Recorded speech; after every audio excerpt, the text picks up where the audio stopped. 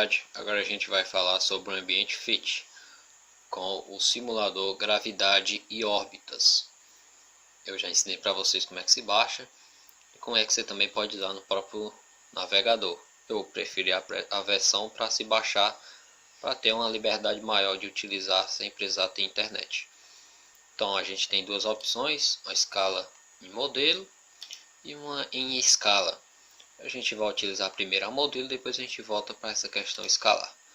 Vamos usar aqui a modelo. E aqui a gente tem as opções, ó, de colocar, por exemplo, o sistema Sol e Terra. Então a gente vê aqui, eu já tinha deixado algumas coisas ativadas. Vou limpar aqui, vou pausar, vou limpar e vou executar de novo. E aqui a gente vê o movimento do planeta ao redor do Sol. Vou colocar aqui o caminho que ele faz, só para ficar mais didático. E aqui a gente vai vendo o caminho que ele faz aí, a questão dos anos, né? É que acontece o ano. Também tem a questão das outras variáveis que a gente tem aqui. A gente tem a força da gravidade, para a gente entender como é que o Sol consegue, o Sol e a Terra, como é que a Terra não cai no Sol, né? A gente tem essa questão aí desse equilíbrio. E também tem a questão da velocidade. Então a gente olhando por aqui vê que a velocidade didaticamente é maior do que essa atração e faz com que o planeta fique orbitando o Sol. Eu vou pausar aqui, vou limpar e agora a gente vai ver, por exemplo, o sistema Sol, Terra e Lua. Vou coisar aqui de novo, vou tirar a velocidade, a força da gravidade e vou deixar só o caminho. E aqui a gente vai vendo o movimento da Terra e da Lua no espaço em relação ao Sol. Então é bem didático para a gente mostrar o movimento do Sol, Terra e Lua, né? A gente tem até esses modelozinhos em algumas escolas. Vou pausar aqui. Agora a gente vai ver só Terra e Lua, o sistema Sol, Terra e Lua. Vou dar um play. E aqui a gente vê a questão da Lua, né? O movimento que a Lua faz ao redor da Terra. Vou pausar de novo. Vou limpar. Aqui a gente pode ter câmera lenta, câmera acelerada, pode dar um zoom, diminuir. A gente pode aumentar, por exemplo, a massa da Terra. O que acontece se eles aumentassem a massa da Terra e desse um play aqui? A gente vê que a órbita da Lua já ia ficar um pouquinho mais estranha, né? Ficar mais próxima do planeta. Vamos aumentar um pouquinho mais a massa da Terra e ver o que acontece. Aí a Lua já ia passar bem mais perto, a atração ia ser bem maior, a atração gravitacional. A gente pode fazer isso também lá nos planetas. Vou aumentar a massa da Terra ao máximo aqui, 2 vezes a mais. E a Lua se espatifa na Terra. Vou limpar aqui. E agora a gente pode também ver a questão dos satélites. Dos satélites ao redor da Terra, que é o mesmo princípio da Lua. O satélite, para ele se manter em órbita, ele tem que ter essa questão, essa tração gravitacional com a Terra, e uma velocidade um pouquinho maior para manter ele em órbita. Tá bom? Então vou pausar aqui. A gente já viu esses recursos, a gente pode aumentar, diminuir a massa, aumentar, diminuir a massa do planeta, podemos colocar a grade. Isso é legal para demonstrar aí o sistema Sol, Terra e Lua, ou também de um satélite, por exemplo. E agora a gente vai olhar o outro modelo, que é o em escala. Eu vou desativar aqui algumas coisas, a força da gravidade, vou desativar, deixar só o caminho. Vou colocar aqui o sistema Sol e o planeta. E a gente vai vendo que esse é em escala, né? Só que bem mais lento do que o outro, que era o modelo. A gente também pode dar um zoom aqui, mas não é tão grande como o outro. E a gente, por exemplo, eu vou aumentar um pouquinho a massa do Sol até 1,5 para ver aqui a alteração. E vou acelerar aqui ao máximo. Então a órbita do planeta passa a ser uma espécie de elipse e vai passando mais próximo do Sol. Vou pausar aqui de novo e vou aumentar a massa do Sol ao máximo, com a massa do nosso planeta da forma que está. E aí o planeta vai passando cada vez mais próximo do Sol. Então só aumentar a massa da Terra também ao máximo, ver o que acontece. Olha, não acontece nada. A velocidade tem que ser muito maior para manter esse objeto nessa órbita. Vamos fechar aqui. Vou usar agora o sistema Sol e Lua, ou Terra e Lua. Tirar a velocidade, deixar só o caminho, câmera acelerada. Então eu vou aumentando aqui, por exemplo, a massa da Terra. E aí a gente vê que a órbita da Lua vai diminuindo, vai ficando uma espécie de ovo, né? Uma elipse. E quanto mais eu aumento, mais a velocidade da Lua aumenta. Porque ela tem que aumentar a velocidade para não entrar em colisão com a Terra. E se aumentar ao máximo, o centro de gravidade da Terra também vai mudando. Então são questões interessantes para a gente demonstrar usando esse simulador, gravidade e órbitas do ambiente FET. Agora vamos falar do projeto de astronomia da Universidade do Nebraska. Como eu falei, a gente baixava o aplicativozinho, o NAP Labs, e a gente vai abrir e vai fazer uma pequeno passeio por ele. Vou abrir aqui o aplicativo. E aqui a gente tem a página inicial. É todo em inglês, mas são palavras que a gente consegue mesmo traduzir aí na internet. Então aqui ele te dá alguns conteúdos. Por exemplo, se eu for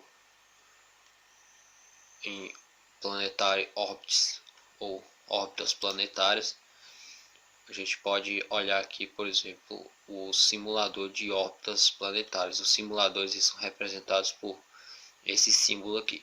Então ele vai abrir aqui e aqui a gente vê o simulador de órbitas dos planetas. Eu vou colocar outro planeta aqui, por exemplo, Vênus, e a gente começa.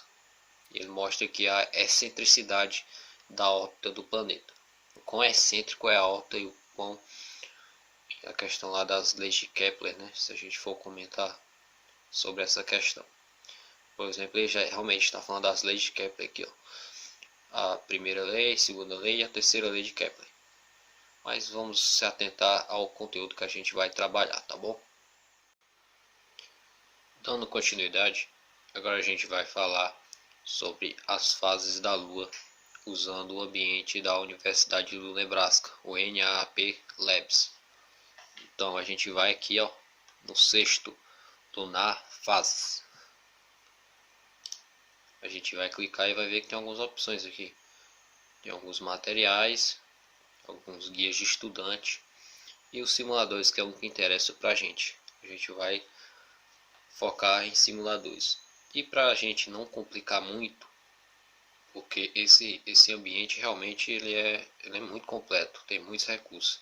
Mas vamos focar somente em um para não confundir tanto e não ficar uma coisa também gigantesca. Então a gente vai usar esse central aqui, ó, o Lunar Phase Simulador. A gente clica, vai abrir outra aba e aqui a gente vai vendo a questão do Sol, a luz do Sol, como lá naquela primeira simulação que eu mostrei lá no slide. Não sei se vocês lembram. E aqui a questão da visualização da luz. E aqui a gente vai mexendo e vai vendo a Lua aí iluminando. Vou avançar aqui para no sentido horário. E aqui a gente vai vendo na lateral a fase da Lua correspondente. Então quando Terra, Lua e o Sol estão nessa posição, a gente tem a Lua crescente, como eu mostrei lá no calendário, primeiro quarto, né? E aí a gente também vê aqui na lateral uma visualização da posição relativa do Sol, da Lua e da Terra. Lembrando que isso é uma perspectiva de um visualizador, uma pessoa que está na Terra. Então a gente, como se fosse lá no estelário. Então a gente vai avançando e aqui chegamos na lua cheia. Então Terra e Lua estão nessa posição. E a gente pode girar também a Terra para ver como é que muda a visualização da pessoa.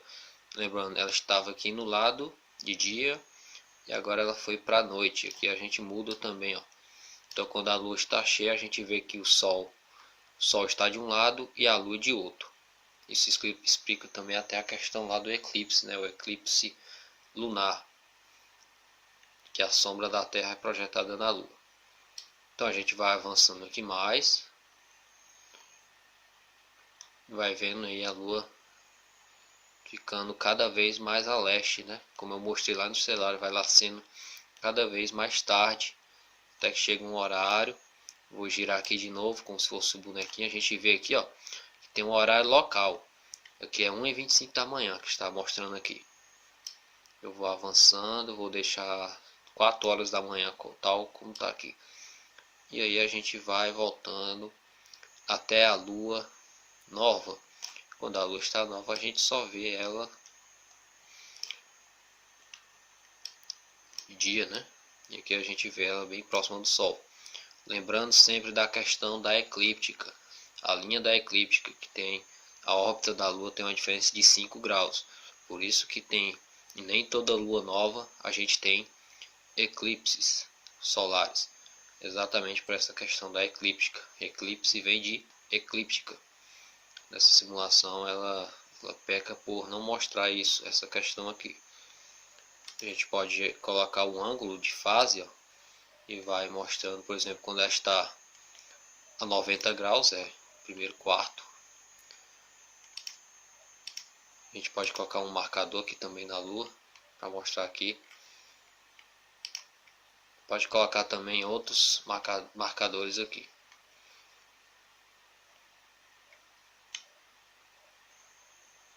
Sunrise é o nascer do sol. Sunset é o pôr do sol. Aqui no caso do pôr da lua, né?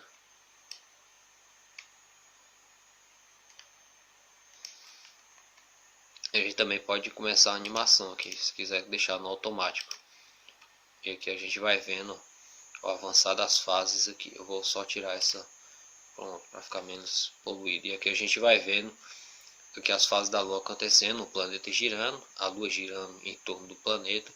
E aqui a gente também tem a perspectiva aqui do que está acontecendo, né? Nos dias e as noites com as fases da lua. É bem bacana realmente essa simulação. Vou pausar aqui a animação. Basicamente de fases da lua, o que eu tinha para mostrar era isso. É um recurso realmente muito bacana para se trabalhar com as fases da lua. Dando continuidade, agora a gente vai falar um pouquinho sobre o sistema solar e como é que a gente pode usar o recurso aqui, o NAP Labs da Universidade do Nebraska, para falar sobre o sistema solar. A gente pode vir aqui em órbitas planetárias ou planetary orbits. Nós vamos usar o simulador de órbitas planetárias. Ele é mais focado, por exemplo, nas leis de Kepler e ao movimento lá de Newton. Mas vamos usar aqui o simulador e vamos começar aqui por Mercúrio. E a gente pode ver os parâmetros, a excentricidade, o eixo maior. Eu posso começar a animação aqui com Mercúrio. A gente vê que a órbita de Mercúrio é bem excêntrica, né? Em relação aos outros planetas. Se aumentar a excentricidade, o que vai acontecer na órbita de Mercúrio? Quando ele passar mais próximo do planeta, a velocidade dele vai ser maior. Quando ele passar mais distante do planeta, a velocidade dele vai ser menor. Vou colocar outro planeta aqui, vou colocar Vênus e vou dar um OK. E aqui a gente vê como é a órbita de Vênus em relação ao Sol. Vamos colocar outra órbita, vamos colocar a órbita da Terra. Vou dar um OK. Aqui eu posso colocar outras coisas, vou colocar os planetas do sistema solar. A gente consegue ver aqui o movimento. E aqui a gente vê qual planeta é cada um aqui. A órbita de Mercúrio, de Vênus, da Terra e de Marte. E a gente vê aí com a órbita de Mercúrio é bem excêntrica, e tanto é que ele completa uma volta em torno do Sol muito mais rápido que os outros planetas. Vamos colocar aqui agora em Júpiter.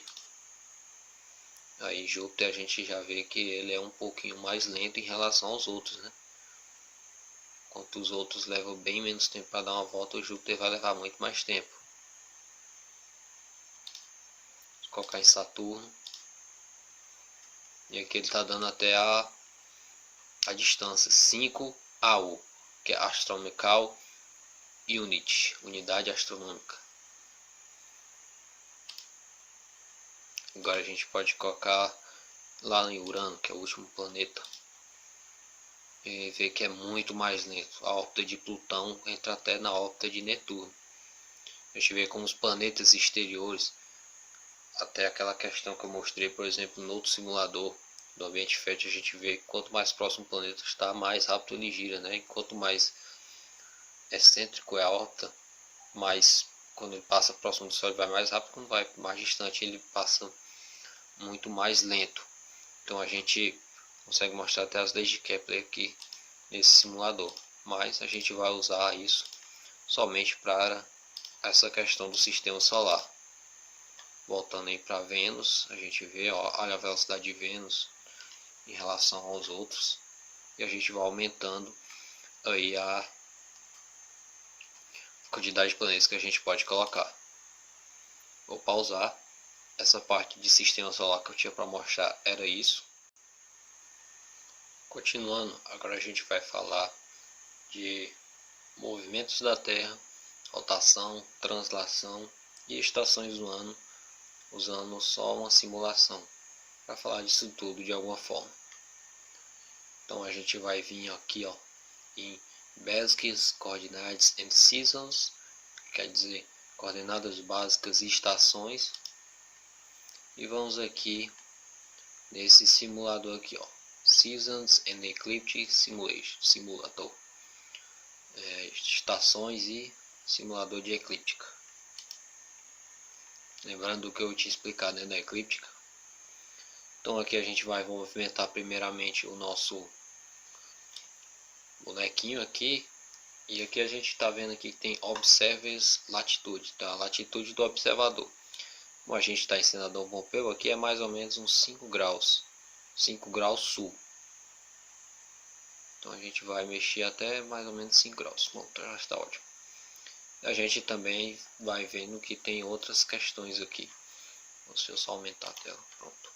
A gente pode ver a partir do Sol como é que se comporta aqui. Aqui é a nossa latitude e vista da Terra, né? Uma visão de lado da Terra. E aqui a gente pode colocar algumas marcadores. Podemos colocar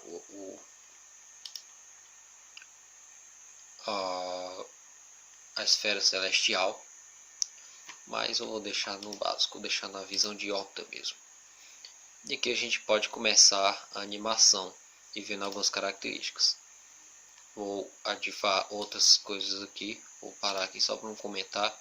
Aqui tem o Polo Norte, o Polo Sul. Lembra que eu comentei lá do Círculo Ártico, do Círculo Ártico, do Círculo Antártico, o Trópico de Capricórnio, o Equador, o Trópico de Câncer. Eu comentei no Celeste mais essa parte do Ártico e do Antártico, né? Mas aí a gente vai vendo essa questão aqui. Eu vou dar um start aqui na animação e a gente vai vendo o que vai acontecendo. Então lá para o dia 22 de março a gente tem aqui um equinócio. As partes do globo estão iluminadas igualmente e a gente vê que os raios de sol batem meio que de frente, né? Não de lado. Então a gente vai seguindo aqui a nossa animação e vai vendo o que vai acontecendo.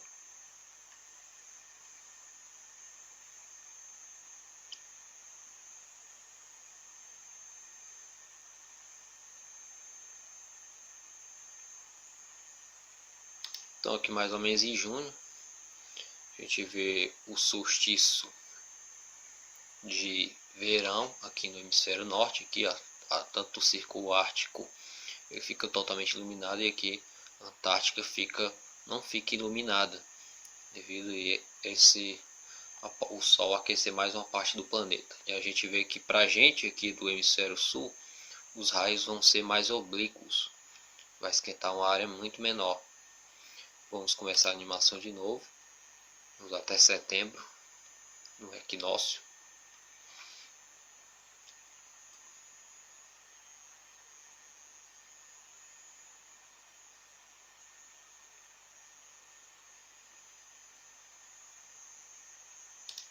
E aqui no equinócio, mais ou menos, a gente vê que as duas partes do globo estão sendo iluminadas igualmente. Eu vou colocar a visualização do Sol de novo. A gente vê, ó, que legal que fica. Vamos, agora vou avançar até dezembro. Avançar mais um pouquinho aqui até dezembro. Pronto, 22 de dezembro mais ou menos. Solstício aí de verão para o hemisfério sul. Olha como os raios aqui vão ser bem direcionados aqui para o sul, e até o Círculo Ártico fica totalmente às escuras. Continuando, agora a gente vai falar do simulador de eclipse da Universidade Federal do Rio Grande do Sul. Então aqui a gente abriu, eu já tinha abrido ele aqui, tá aqui ele, já deixei ele aberto. E aqui a gente já vê algumas questões lá. Se lembra da questão que eu comentei da eclíptica? Aqui os 5 graus de diferença da órbita da Lua em relação à eclíptica. E aí a gente vai explorar isso. E aqui a gente tem os botões: o eclipse lunar, o eclipse solar total e o eclipse solar anular. Vamos começar aqui pelo eclipse lunar. Então no eclipse lunar, deixa eu só pausar aqui. No eclipse anular, no eclipse total, melhor dizendo, a atmosfera terrestre funciona como um prisma gigante que refrata a luz do Sol em seus componentes monocromáticos. A Lua, ao atingir o vermelho, luz que mais sofre desvio, no ápice do eclipse apresenta um aspecto avermelhado. É exatamente isso que eu mostrei até lá no estelário. Quando a gente observa um eclipse lunar total, a Lua fica avermelhada. Então vou reproduzir aqui de novo. E aqui embaixo ele vai dando as fases do eclipse, na penumbra, lembra-se? E na umbra.